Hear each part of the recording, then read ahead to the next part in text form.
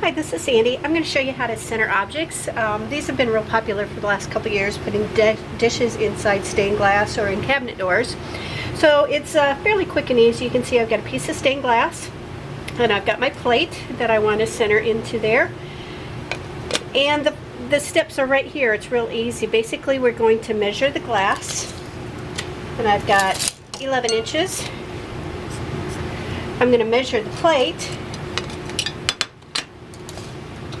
I have 8.5 inches, and now because I don't want to work on it, I'm going to take my calculator and subtract the two. So 11 minus 8.5 gives me 2.5. Now that's my overall dimension, and I want this centered in there, and so if I divide that by 2, that's going to tell me how far from each edge to move the plate.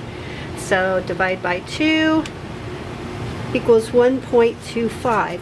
And again, that refers to how far in from each edge I'm going to measure and put the plate. And that's going to center the plate perfectly for me.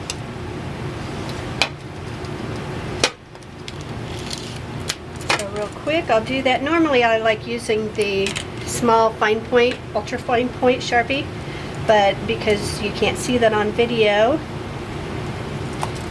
I'm using the ultra thick one. 1.25 all the way around. Oops, sorry, that was 1.5. Get on the right line here. Sharpies are great because you can write on glass and then it washes right off, like you can see. Okay, so there I've got it measured in from each edge. And before I start, I made sure my glass was square and cut to the size that I wanted it to be. And you can see that it lines up perfectly to all of my lines. And then again, I would be using a fine point versus this thick one. I'm just going to simply trace around my dish. Now, remember, if you've got textured glass, you want to make sure you're doing this on the back side so that you can cut around it easily without that going in. I also am just going to divide this evenly, and I've already got my marks there, so I'll just use my ruler. And because I'm using a thick point, I've got to move it over a little bit more than right on the line to allow for the marker size. And I am ready to cut this out. Another thing I do, especially if I'm doing lots of pieces, is I'll just kind of say this is my scrap piece that I don't care about.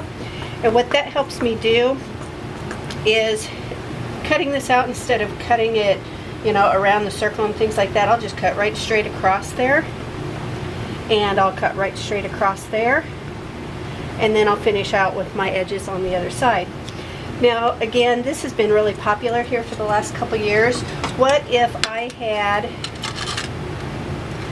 a cabinet door that I wanted to find the center on? It's almost as easy.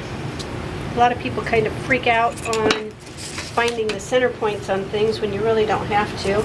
Don't pay attention to my paper. It's not square. Cabinet door is, the paper's not. And again, I'm just going to take my marker, and this was a piece of glass that came out of the cabinet door, and I'm going to trace around it. And what I want to do, again, my goal is to find the center point in my cabinet so that I can put this dish inside it.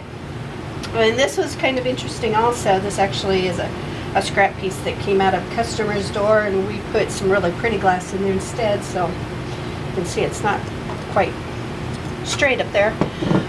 But if I want to find the center point, a lot of people's going to pull out their tape measure again, and I found that this is the easiest way for me.